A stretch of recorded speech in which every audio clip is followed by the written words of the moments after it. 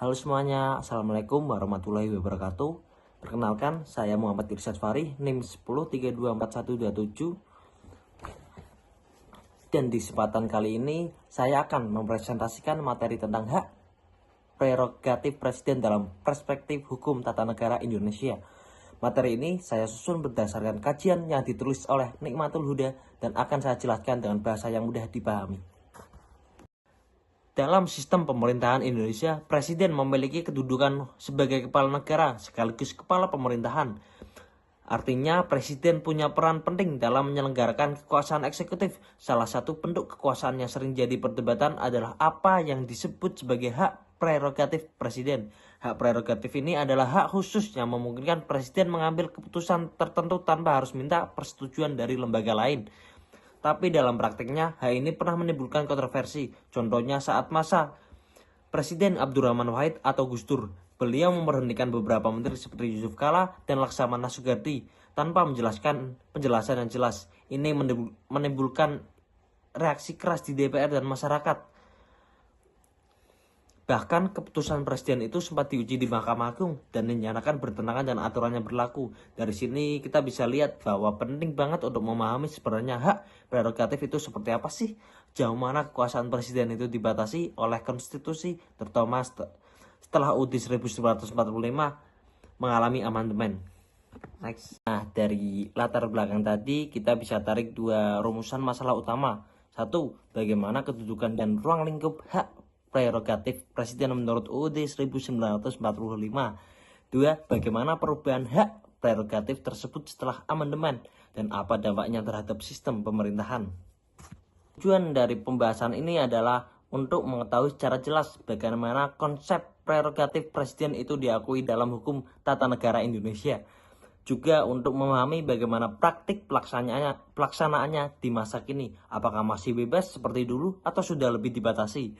Dengan begitu, kita bisa menilai apakah Presiden sebagai pemegang kekuasaan eksekutif benar-benar menjalankan kewenangannya secara demokratis dan konstitusional. Penelitian ini memakai pendekatan yuridis normatif, artinya sumber utama kajiannya berasal dari peraturan undang-undangan, isi UUD 1945, ketetapan MPR, hingga putusan Mahkamah Agung dan Mahkamah Konstitusi. Selain itu, ada juga pendekatan perbandingan, misalnya melihat bagaimana sistem prerogatif di negara lain seperti Inggris dan Amerika Serikat, supaya kita bisa menilai mana konsep yang paling sesuai diterapkan dalam konteks Indonesia. Nah, dari hasil kajian ini ditemukan bahwa memang UUD 1945 memberi sejumlah kewenangan kepada Presiden yang bisa dikategorikan sebagai hak prerogatif. Misalnya, pasal 12 menyatakan keadaan bahaya, pasal 13 mengangkat duta dan konsul, pasal 14 memberikan gerasi, amnesti, abolisi, dan rehabilitasi, pasal 15 memberi gelar dan tanda kehormatan, pasal 17 mengangkat dan memberhentikan menteri. Tapi sejak amandemen UUD 1945, hak prerogatif itu banyak yang dibatasi. Misalnya, pemberian gerasi dan rehabilitasi harus pakai pertimbangan Mahkamah Agung. Amnesti dan abolisi harus dengan pertimbangan DPR. Pengangkatan Panglima TNI dan Kapolri juga harus dapat persetujuan DPR.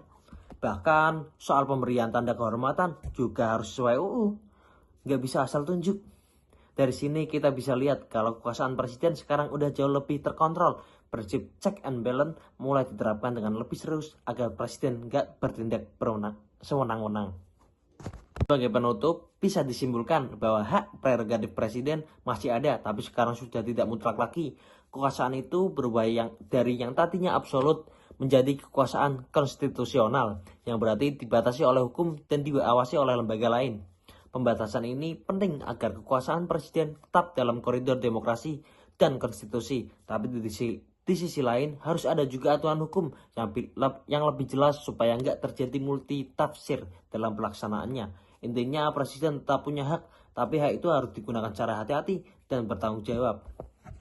Sekian presentasi dari saya mengenai hak prerogatif Presiden dalam hukum tata negara Indonesia. Semoga apa yang saya sampaikan bisa memberi gambaran yang jelas dan bermanfaat buat kita semua. Terima kasih atas perhatiannya. Wabillahi taufiq wal hidayah. Wassalamualaikum warahmatullahi wabarakatuh.